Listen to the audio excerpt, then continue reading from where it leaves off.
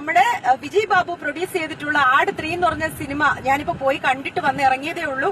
അയ്യോ ഒന്നും പറയാനില്ല. ആദ്യം തന്നെ പ്രൊഡ്യൂസർ എന്നുള്ള നിലയ്ക്ക് വിജയ് ബാബു സാറിനോട് പറയാനുള്ള, ഞങ്ങളെ ഇത്രയും നന്നായിട്ട് എന്റർടൈൻ ചെയ്യിപ്പിച്ചതിന് താങ്ക്സ്. അതുപോലെ തന്നെ എടുത്തു പറയേണ്ടത് ഷാജി പാപ്പൻ.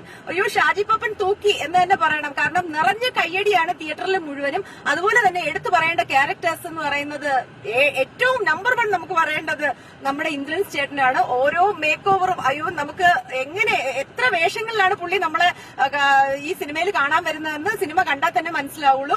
അതുപോലെ തന്നെ ഓരോ ക്യാരക്ടേഴ്സും ധർമ്മജൻ, അബു, അതുപോലെ നമ്മുടെ ഫുക്രു, എനിക്ക് ഓരോരുത്തരും എടുത്തു പറയാൻ പറ്റുന്നില്ല. ഓരോരുത്തരും ആ സിനിമയിലെ ഓരോരുത്തരും നമ്മളെ ചിരിപ്പിക്കാൻ വേണ്ടിയാണ് ആ സ്ക്രീനിൽ വരുന്നത്. നിറഞ്ഞ കയ്യടിയാണ് തിയേറ്ററിൽ. അടിപൊളി സിനിമ. കണ്ടില്ലെങ്കിൽ മസ്റ്റ് മിസ്സാണ് എന്ന് തന്നെ പറയേണ്ടിയിരിക്കും. അത്ര അടിപൊളി സിനിമ.